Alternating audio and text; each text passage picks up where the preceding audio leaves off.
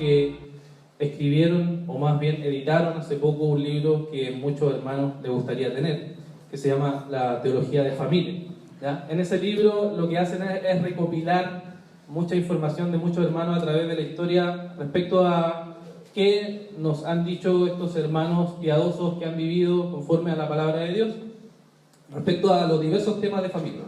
Y en un texto de ese libro hay un pastor que se llama John Angel James, que era un pastor puritano que escribió sobre muchas cosas del tema de familia, y en uno de ellos especifica un tema de los pensamientos sobre cómo encontrar una pareja matrimonial. Y en ese texto él escribe algo. Cuando empieza ese texto él dice, y aquí les cito, dice: es obvio que ninguna decisión en toda nuestra existencia terrenal requiere más calma que esta, pero la realidad es que rara vez tal decisión es el resultado de un análisis desapasionado, sino que por lo general las ilusiones falsas y las pasiones son las que determinan el rumbo que la pareja toma. Gran parte del sufrimiento y el crimen que flagela a la sociedad es el resultado de matrimonios mal constituidos. Si se permite que la mera pasión sin prudencia o los deseos sexuales sin amor guíen la elección de la pareja, es lógico que ir al matrimonio erróneamente trae consecuencias desastrosas.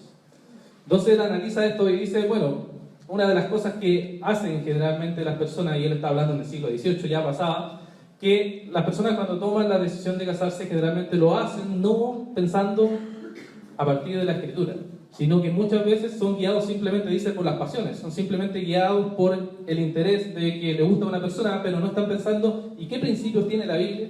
¿Y qué nos puede decir la Escritura sobre esto? ¿Y qué podemos encontrar en que Dios nos haya revelado en su palabra para que nosotros pongamos en práctica y vivamos conforme a la palabra de Dios? Y esa es una de las cosas fundamentales que uno debería comenzar a hacer cuando está viendo o conociendo a alguien o interesado en alguien, para ver cómo para vivir esos principios que Dios nos ha revelado en la palabra de Dios. Y además a eso se añade que hoy en día en nuestra cultura, en nuestra sociedad conocida como sociedad posmoderna, lo que rige ya no es ser algo racional, sino que simplemente la emoción es lo que determina si me gusta o no me gusta alguien. O sea, si siento esto, si me siento bien con aquella persona, simplemente digo, ok, entonces esa persona debe ser con la cual debo casarme.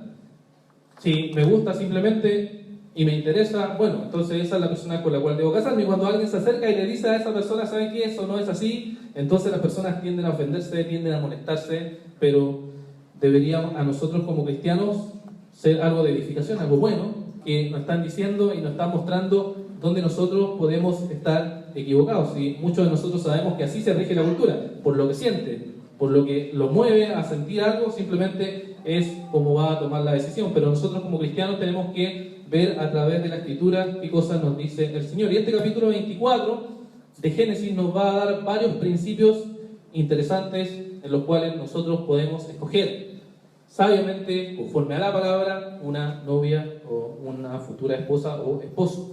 Pero este texto no está obviamente en el vacío, sino que está en Génesis, donde el libro de Génesis, según la mayoría de los estudiosos, cree que la construcción de Génesis está basado en algo que se llama la Toledot, o las generaciones, o las descendencias, que nos muestran una estructura de cómo todo el libro de Génesis se construye a partir de esas descendencias. Y se repite esta palabra Toledot 11 veces a través del libro de Génesis. Y lo podemos ver rápidamente, para si quieren seguirme, donde está a partir del libro de Génesis esta idea de los Toledot o los orígenes. Génesis capítulo 2, verso 4, empieza aquí después que el Señor está creando todas las cosas, ¿cierto? Génesis 2, 4 dice: estos son los orígenes de los cielos y la tierra cuando fueron creados, el día en que Dios el Señor hizo la tierra y los cielos. Ahí la palabra orígenes alude a generaciones o Toledot, que es la primera vez que aparece. Luego en Génesis capítulo 5, verso 1 nos dice: este es el libro de los descendientes de Adán. Y empieza, ¿cierto?, a describir estos descendientes de Adán. Génesis 6, 9 está en el contexto de Noé. Nos encontramos con que nos dice que Noé, Génesis 6, 9, Noé era un hombre justo, en sus acciones fue perfecto, pues siempre anduvo con Dios. Estos fueron sus descendientes. Génesis 10, 1. Aquí la descripción, ¿cierto? O los descendientes de Noé, dice, estos son los descendientes de los hijos de Noé, Sem, Cam y Jafet, quienes tuvieron hijos después del diluvio. Génesis 11:10 también nos dice, estos son los descendientes de Sem. 2 años después del diluvio, Sem engendró a Safax, tenía entonces 100 años de edad. Y así lo puede ver 11 veces en Génesis 11:27, Génesis 25:12, Génesis 25:19, Génesis 36:1, Génesis 36:9 y Génesis 37:2, donde repite constantemente esta idea de los descendientes. Y uno lo va a ver a través del libro de Génesis, que está construido en ese sentido de descendientes o de generaciones o de relatos, dependiendo de la versión bíblica. Está construido este libro, y el capítulo 24 sigue esa misma línea. Está tratando de Abraham. Abraham, quien en el capítulo 12 de Génesis Dios lo escoge y le hace la promesa, me imagino que la mayoría sabe, le hace la promesa de que va a bendecirlo, y va a bendecirlo con una nación grande. Y está, por tanto, el Señor diciendo que va a bendecir a su descendencia, va a tener un hijo, el hijo de la promesa. Ese hijo de la promesa va a ser con el cual después va a estar nosotros también unidos en esa promesa por la fe, que es lo que hace Abraham en Génesis capítulo 15. Entonces hay una preocupación evidente de esta idea de la promesa. Y esto nos dice algo que en el mundo antiguo era muy asumido, es que los padres se preocupaban de la elección de esposa que hacían sus hijos.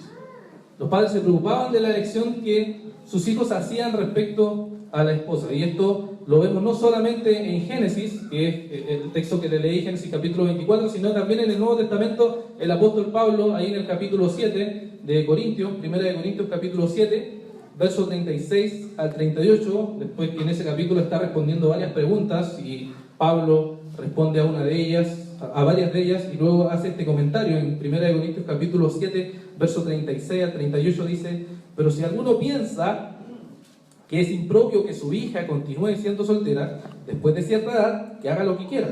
Con eso no peca, que se case. El que esté plenamente convencido y no se siente obligado y es dueño de su propia voluntad y decide que su hija no se case, hace bien. De manera que quien permite que su hija se case hace bien, y quien prefiere que no se case hace mejor. Ahora, piense usted por un momento, qué extraño esto, ¿no? Si uno piensa en nuestra cultura, y en la cultura postmoderna que les dije al principio, respecto a que nosotros por nuestras propias elecciones hacemos nuestras decisiones, somos autónomos, cuando leemos estos textos parece súper extraño. Y sentimos como una cierta incomodidad, porque decimos, esto no, que esto era algo de la cultura. Era algo que el apóstol Pablo, que en el mundo antiguo se hacía, pero pensamos que eso no tiene alguna relación necesariamente con nosotros. Pensamos que los padres entonces no tienen que estar eligiendo a su esposa a futuro. Pensamos que no tiene ninguna relación. No estamos diciendo que ustedes no puedan elegir a su esposa, pero sí hay una influencia o hay una participación activa de los padres en la Escritura respecto a la elección que sus hijos van a hacer. Hay una participación ahí. Y cuando Juan Calvino, por ejemplo, comenta este pasaje, me refiero al pasaje de Génesis capítulo 24, fíjense lo que él hace. Juan Calvino comenta y dice: ahora, este ejemplo deberíamos tomarlo como una regla común, para mostrar que no es lícito para los hijos de una familia contraer matrimonio, excepto con el consentimiento de los padres. Y ciertamente, la equidad natural dicta que en un asunto de tal importancia, los hijos debiesen depender de la voluntad de los padres. Fíjense, siglo XVI, las que salen de la Reforma. Hay una influencia, hay una participación de los padres en esta decisión. Pero debido a la influencia del mundo y la cultura, nosotros pensamos que no debe haber. Pensamos que no debería ser así. Pero hay. Ahora, nuevamente le digo, no significa eso que uno no vaya a escoger a su esposa y que su padre sea quien la escoge. Y Calvino después dice en los versos 57 y 58, comentando nuevamente sobre este caso de Génesis 24, dice: ahora, esto no significa que los hijos no puedan tomar sus propias decisiones y que ellos simplemente deben casarse con quienes sus padres les impongan, sino que también él debe participar, dice. Entonces hay un comentario ahí que nos demuestra que él está diciendo que Por supuesto los padres tienen influencia, pero los hijos son quienes también eligen. Pero es combinado, ¿no? Es combinado, no simplemente sacar a los padres y yo voy y escojo, ¿ya? Eso es una de las primeras cosas que tenemos que pensar cuando leemos este capítulo de Génesis 24. Y este capítulo está construido, generalmente se asume entre los estudiosos, que está construido en 4 escenas, o en 4 partes. Dice, primero está Abraham y el esclavo, que hace el juramento, luego el esclavo y Rebeca, que es cuando llega y se encuentra con Rebeca, luego el esclavo en la casa de Labán, donde se queda ahí para decir que se va a llevar a Rebeca, y finalmente el esclavo se lleva a Rebeca con Isaac, ¿ya? Por temas de tiempo y para enfocarnos solamente vamos a ver las 2 primeras partes de este pasaje, porque es muy largo, que es lo que intenté leer. Entonces, lo primero que tenemos en Génesis 24, del 1 al 10, es Abraham y el esclavo, ¿ya? Abraham y el esclavo. Fíjense entonces lo que tenemos aquí. ¿Qué nos dice primero en el verso 1? Nos dice que Abraham era viejo y muy entrado en años y el Señor había bendecido a Abraham en todo.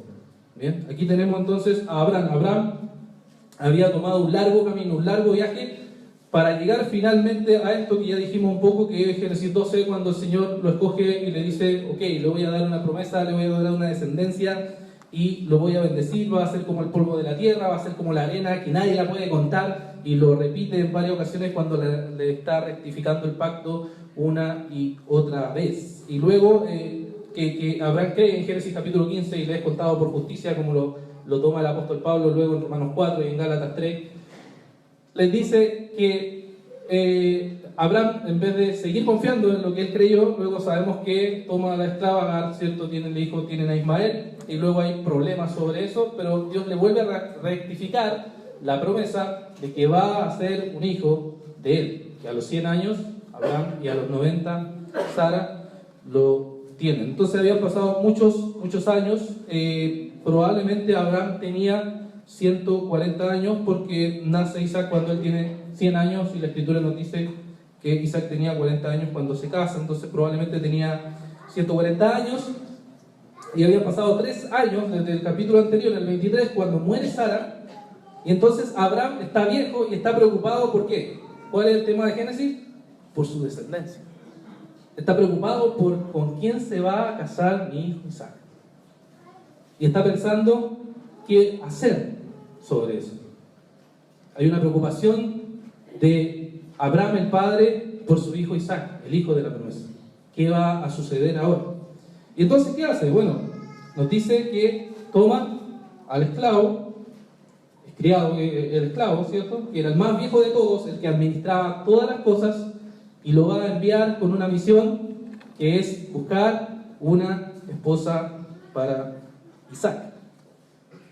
Nos dice también la escritura que el Señor había bendecido a todo, con todas las cosas, a Abraham. Y Génesis 24:35 comenta cuáles son esas bendiciones.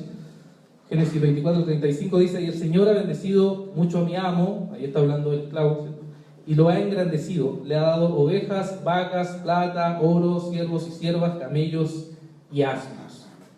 O sea, todo esto es lo que el Señor me ha bendecido y me ha dado esta bendición, y ahora tengo en mi poder también esclavos o siervos que eran.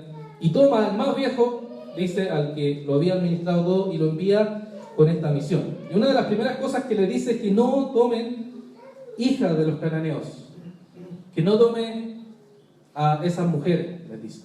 ¿Por qué? ¿Por qué estaba preocupado por eso? Estaba preocupado por eso porque Dios le había dicho que las naciones que Él le iba a dar, o la bendición que le iba a dar, no estaba relacionado en nada con las mujeres cananeas o las personas cananeas, sino que la iba a juzgar y la iba a destruir. Se toma de que fue la profecía de Génesis capítulo 15, verso 13 al 21, donde le nombra a estas naciones y le dice que en el futuro van a conquistar esa tierra, y luego eso se ratifica más adelante con Moisés y con Josué cuando van destruyendo a todas esas naciones. Pero sabemos que este principio de no unirse a otras naciones paganas luego está a través de toda la Escritura. Se ve a través de toda la Escritura esta idea de no unirse a aquellas mujeres paganas que luego son destruidas, son naciones idólatras, son naciones que practican cosas que Dios aborrece y por tanto no pueden unirse a ellos. Y lo sabemos en el famoso pasaje de Pablo en 2 Corintios 6:14, donde nos llama a no unirnos en yugo desigual. ¿Cierto? Que el principio corre por toda la Biblia hasta llegar a aquel momento. Yo creo que ahí no hay que darle mucha más vuelta a ese principio, que es bastante evidente de que esa era la intención que tenía Abraham. Entonces llama al esclavo y le dice que tiene que jurar de que no va a hacer eso que él le pide, no va a hacer que se una con una mujer cananea. Y este mismo juramento se repite en otra ocasión con José en Génesis 47:29. Génesis 47:29, donde nos dice cuando llegó el momento de su muerte, está hablando de Jacob o Israel, llamó Israel a su hijo José y le dijo: si puedo pedirte un favor, te ruego que pongas tu mano debajo de mi muslo y que jures que me tratarás con misericordia y verdad. Por favor, no me entierres en Egipto. Entonces, este juramento al parecer era una práctica que se realizaba en aquella ocasión y se hacía de una forma solemne, donde se juraba por Dios, o incluso los otros pueblos por dioses, y se ponía la mano debajo del muslo, que era una parte íntima, porque la piel en el Medio Oriente no es algo que se va mostrando mucho, sino que generalmente han visto, me imagino, esas imágenes donde están todos bien tapados. Entonces la piel es algo que no se expone, entonces le ponen una parte íntima y se jura, diciendo que va a cumplir ese juramento y que va a hacer lo que le está pidiendo aquí, en este caso José, en este caso Jacob, pero en el caso de Abraham le está pidiendo a Abraham, a su esclavo, que lo haga. Entonces tenemos todo esto, en la primera parte, tenemos todos estos detalles que la Escritura nos da y nosotros podemos verlos y decir, ¿y qué relación tiene con nuestro contexto actual? ¿Qué relación tiene todo esto que podemos verlo y que nos parece muy extraño? Que para empezar es Abraham diciéndole a un esclavo, en nuestra cultura es qué horrible, un esclavo, ¿cierto? ¿Qué principio uno va a sacar de aquí? ¿Verdad? ¿Qué locura? Pero la Escritura, que sabemos que es para toda época, nos da unos principios importantes sobre cómo elegir una buena esposa o un buen esposo, sin que no hayan personas a mi lado involucrándose en esto. ¿Cómo sabemos que esto es así? Sabemos que esto es así porque vemos a través de la Escritura que la Escritura nos llama, por ejemplo, a escuchar el consejo de nuestro padre y de nuestra madre. Proverbios capítulo 1, versículo 8 nos dice: atiende, hijo mío, las correcciones de tu padre y no menosprecies la enseñanza de tu madre. Entonces, cuando alguien va a tomar una decisión tan importante y tan vital para la vida, tenemos que atender al consejo de nuestros padres, escuchar a nuestros padres cuando vamos a hacer eso. Hablar con nuestros padres y decirles: ¿saben qué? Papá, mamá, estoy considerando esto. Bien, oremos, veamos lo que vamos a hacer. No es simplemente yo voy a elegir, un día voy, escojo, y ¿sabes qué, papá? Llegué y voy a empezar unos viajes, sino que es algo que se conversa porque es una decisión muy importante que se va a tomar.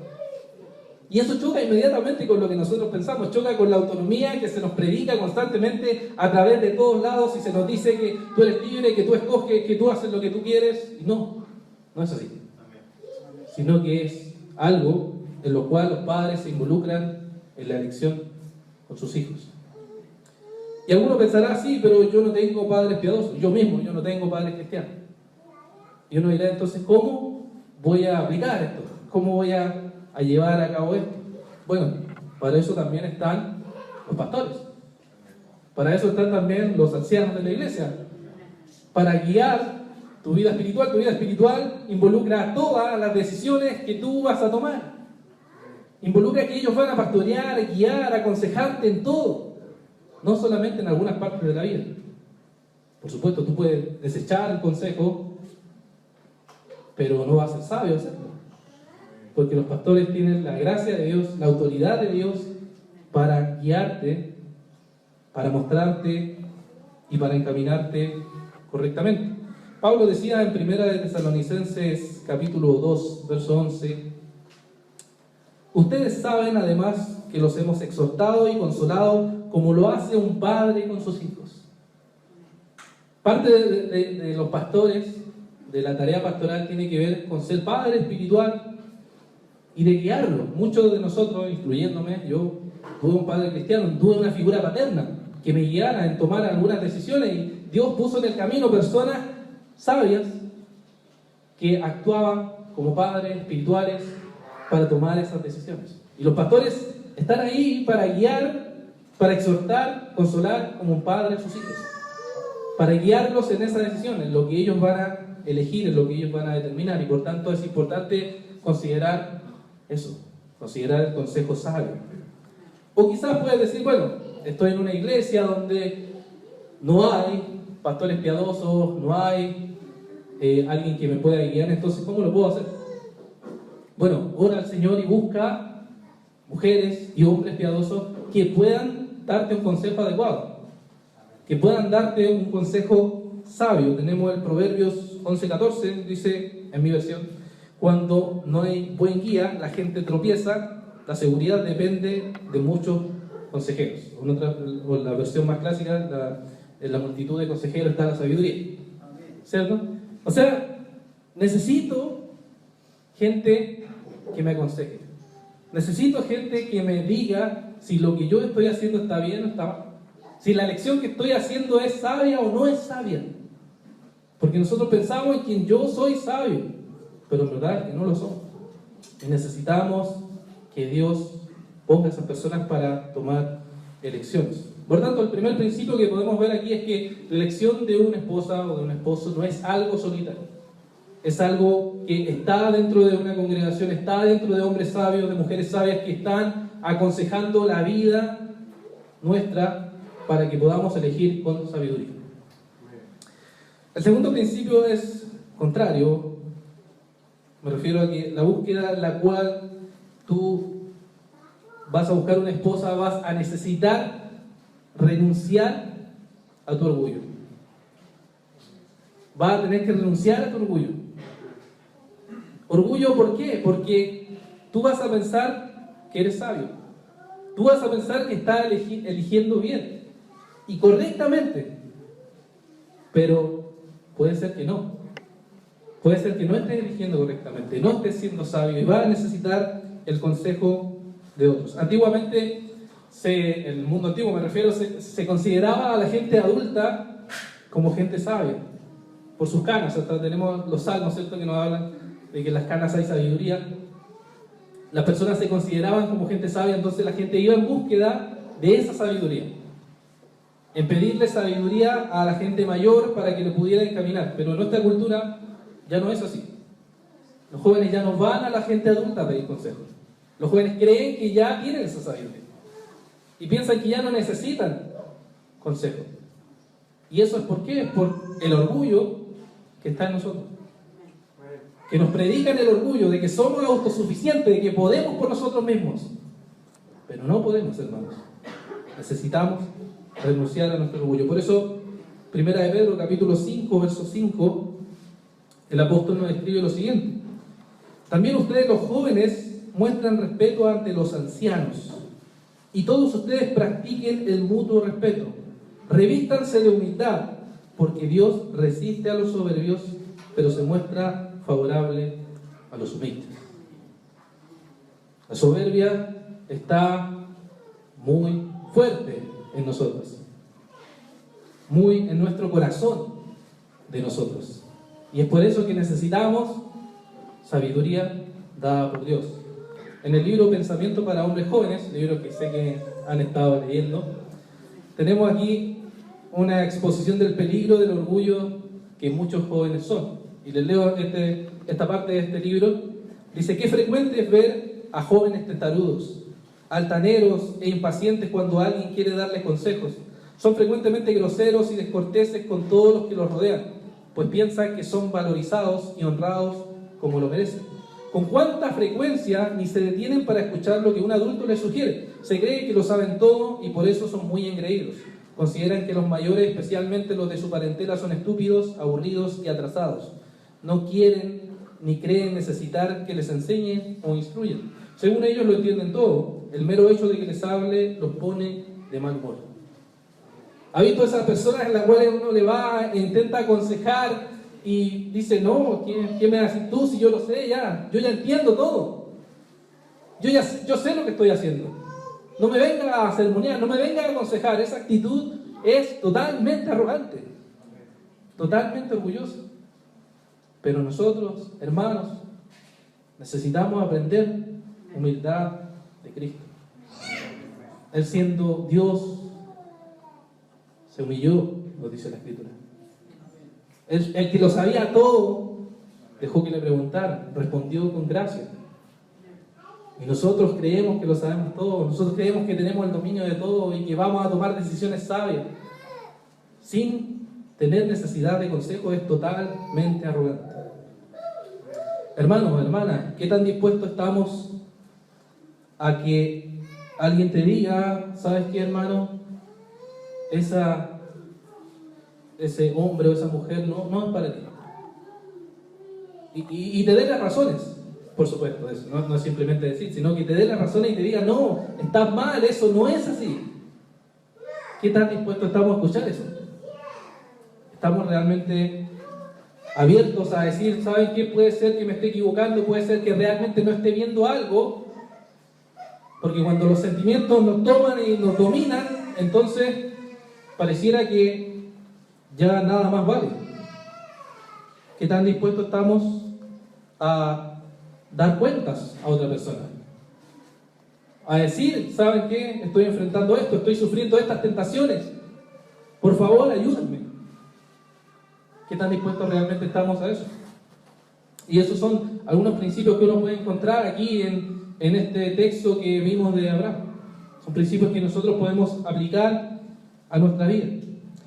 Y luego, en la segunda parte, la primera parte que uno puede ver de la escena, en la segunda parte tenemos entonces al esclavo y Rebeca, en Génesis 24, versos del 11 al 27, en donde tenemos entonces que después que el esclavo jura, le pone la mano, el muslo, nos dice la Escritura, ahí empezando en el verso 10, luego tomó 10 de los camellos de su señor y se puso en camino. Llevaba consigo todos los mejores regalos que tenía su señor. Cuando llegó a la ciudad de Nahor, en Mesopotamia, hizo que los camellos se arrodillaran fuera de la ciudad, junto a un pozo de agua. Era la hora de la tarde en que los jóvenes salen por agua. Ahí tenemos entonces al esclavo moviéndose, yendo en pos de este propósito que le había encomendado. Y generalmente cuando se llegaba a una ciudad se esperaba afuera y se iban al pozo que estaban afuera de la ciudad, y las personas salían a buscar agua generalmente muy temprano en la mañana o ya cuando el sol estaba yéndose. ¿Por qué? Porque ya no estaba todo el sol encima y podían ir libremente a ese pozo. Entonces vemos que este esclavo llega ahí y entonces ora al Señor.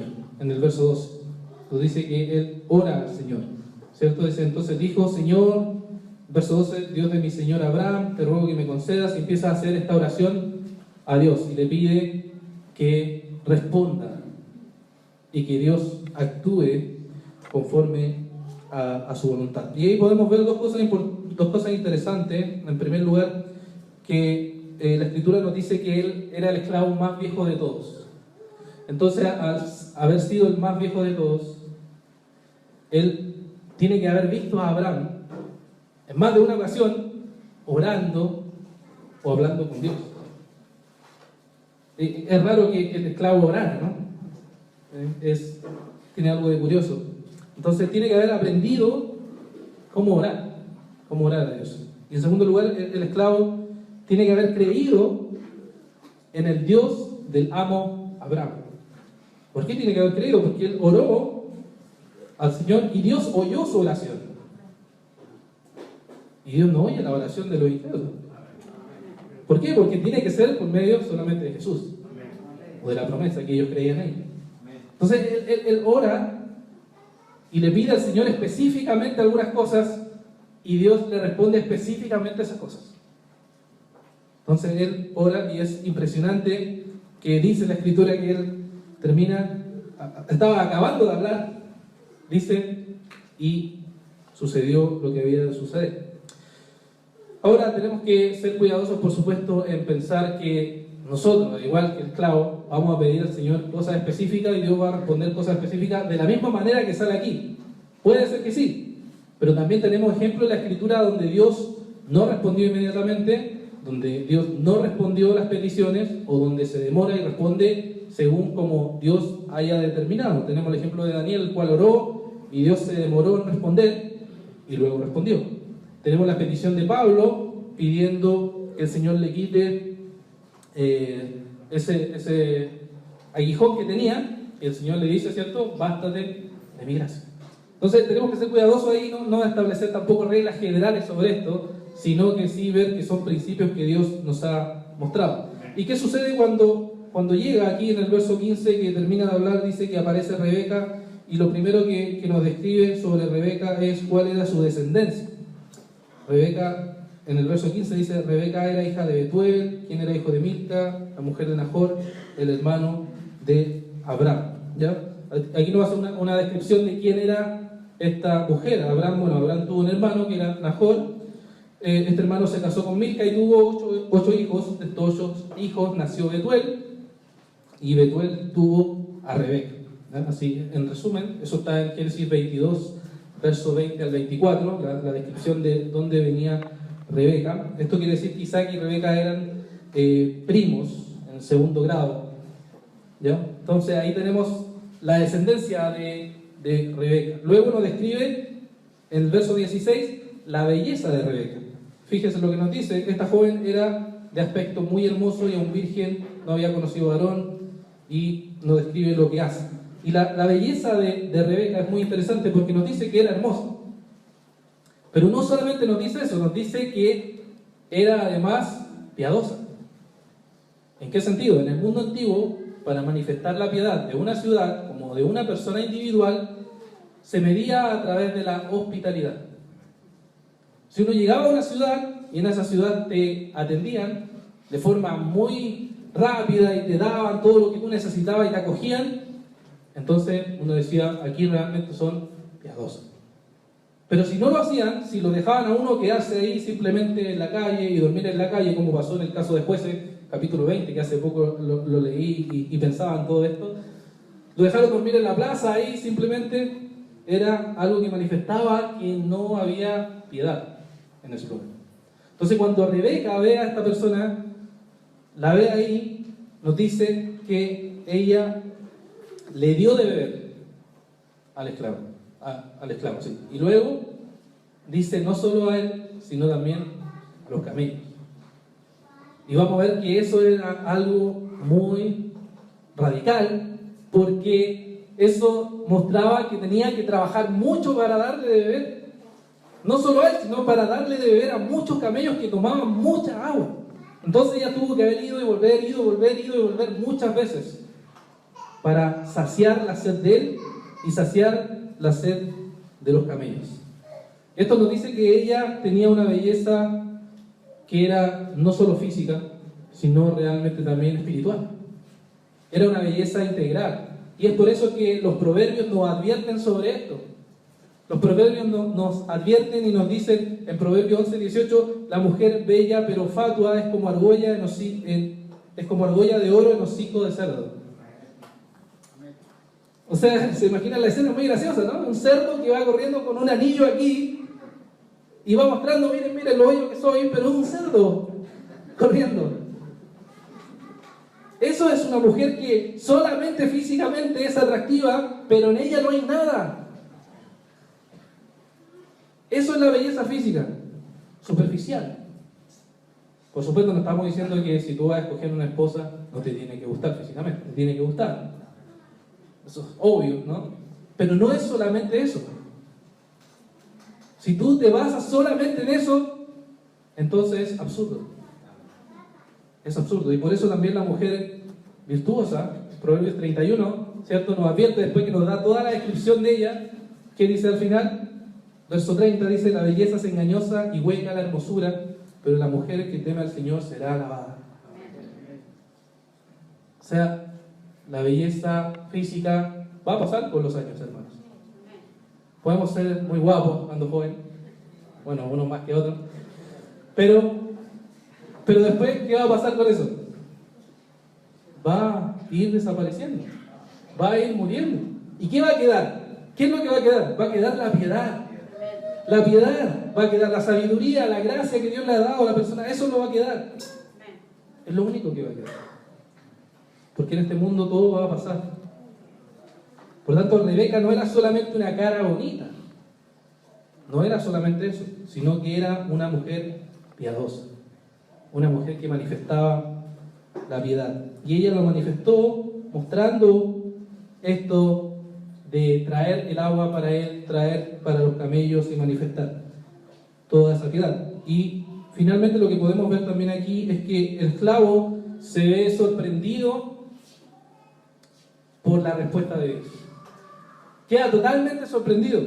¿Y qué es lo que él hace después de hacerle varias preguntas de quién es? Y le dice quién es ella, le responde. En el verso 26 y 27 nos dice que el hombre se inclinó y adoró al Señor. Esos momentos cuando alguien pide algo a Dios y Dios responde específicamente. ¿Qué hace uno ahí? Alaba al Señor. Dice, increíble, pero yo puedo leer esto en la Biblia, pero cuando yo lo veo en mi vida realmente digo, es realmente impresionante Dios. Está vivo y actúa y habla y nos muestra las cosas que nosotros le pedimos y el Señor actúa. Y esa es la oración que él hace. Ahí dice, bendito sea el Señor, el Dios de mi amo Abraham, que no le negó a mi amo su misericordia y su verdad, pues me puso el Señor en su camino a la casa de los hermanos de mi amo. Está sorprendido con la respuesta. Está totalmente abrumado con la respuesta. ¿Qué podemos aprender entonces de esto, hermanos? ¿Qué principios nuevamente podemos sacar de este relato, de este texto en Génesis 24? En primer lugar, hermanos, lo que podemos extraer de aquí es la oración. Fíjense lo que hace el amo. Ora al Señor. Lo que uno debe hacer en todo y en todas circunstancias de la vida como creyente es orar al Señor. Nos dice Filipenses 4:6, no se preocupen por nada, que sus peticiones sean conocidas delante de Dios en toda oración y ruego, con toda acción de gracias. Y cuando el Señor enseñó sobre la oración, en Lucas 11, versos 9 y 10, termina esa sección y nos dice, así que pidan y se les dará, busquen y encontrarán, llamen y se les abrirá, porque todo aquel que pide recibe, y el que busca encuentra, y al que llama se le abre. Por supuesto pueden haber oraciones egoístas que vamos a hacer esas oraciones egoístas, hermanos. Señor, dame esto que yo quiero, esto, Señor. Vamos a hacer ese tipo de oraciones. Y nos dice Santiago que los vamos a hacer. Piden mal, para sus propios deleites, dice. Ciertamente. Pero eso no significa que no tienen que pedir. Tienen que pedir. Van a pedir pecaminosamente, van a hacerlo. Pero tienen que pedir al Señor. Y el Señor va a responder conforme a su voluntad. Y muchas de las oraciones que vamos a hacer son, Señor, quiero esto, quiero aquello, pero luego, mientras más perseveramos en pedir y en pedir al Señor, el Señor va a transformar esas oraciones en, Señor, que se haga tu voluntad. Señor, que se haga como tú quieras. Y eso es algo que quizás todos hemos experimentado. Estamos orando al Señor, estamos pidiéndole algo y terminamos adorando al Señor simplemente. Y diciendo, Señor, haz como tú quieras. Si tú quieres matarme, si tú quieres acabar con mi vida, si tú quieres que me quede soltero para siempre o que me case, amén. Señor, es tu voluntad, haz como tú quieras. Yo no puedo controlarte. Tú tienes el dominio, tú tienes el control absoluto de todas las cosas, y es por eso simplemente oro al Señor. A propósito, no tiene nada de malo eso, porque hay a veces hermanos que sienten vergüenza o temor por orar por una esposa o por un esposo. No hay ningún problema con eso, uno puede hacerlo a Dios, puede pedirlo al Señor y el Señor va a orar, pero sí conforme a su voluntad. Y en segundo lugar, lo que vemos aquí, aparte de orar al Señor y pedir al Señor en oración, es también esperar en Él. Esperar en el Señor. El esclavo, después de orar, vio la respuesta de Dios. Él simplemente esperó que el Señor actuara. Y esperó que Él lo hiciera y Él lo hizo. Y esto muestra algo que como bautistas confesionales sabemos de la confesión, punto 5, la providencia de Dios. Que nos habla de la providencia de Dios y que sabemos que la confesión lo define como que sostiene, dirige, dispone y gobierna todas las cosas, ¿cierto? Me imagino que conocen eso. Es algo que nos muestra claramente lo que es la providencia de Dios. Dios actuando, Dios obrando. Y hay un libro de John Flavel que escribió, que es un libro muy maravilloso, que trata exactamente sobre ese tema, el misterio de la providencia de Dios, en donde él dice, en una parte del libro, que aquí le cito, dice: esta no solo tiene en su mano en este o aquello, o sea, esta la providencia, no solo tiene en su mano este o aquello, sino que todo lo que viene que ver con los santos, todo lo que tiene que ver con los santos, tiene su ojo sobre cada cosa que se relaciona con ellos, a lo largo de sus vidas, desde el primero hasta el último, no solamente grandes e importantes, sino los más diminutos y ordinarios asuntos de nuestras vidas son gestionados y dirigidos por ella.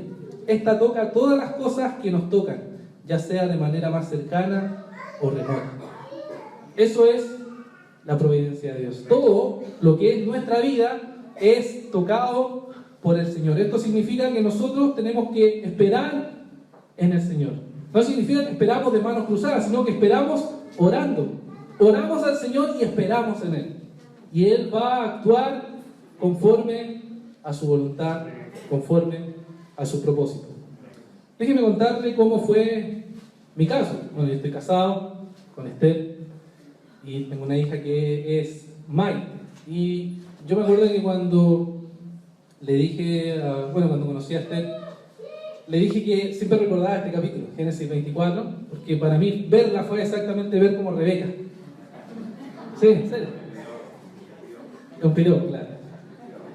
Fue que yo estaba en el seminario y a mí no me gusta viajar mucho, así que un amigo de Yanquihue, más al sur, me invitó a una escuela bíblica de vacaciones en Ancud, más al sur todavía. Y yo fui porque era para enseñar y me gustaba, decir, estaba en el seminario, hay que poner en práctica un poco aquí. Y fuimos y era un grupo grande, de varias personas, varios hermanos y hermanas que habían.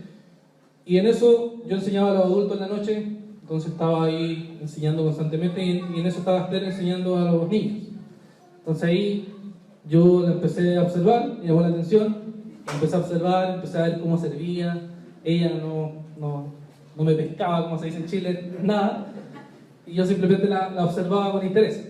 Entonces ahí pude ver cómo ella servía y empecé a ver su amor. Después conversamos un poco de la vida, pero muy poco, en verdad, no conversamos mucho.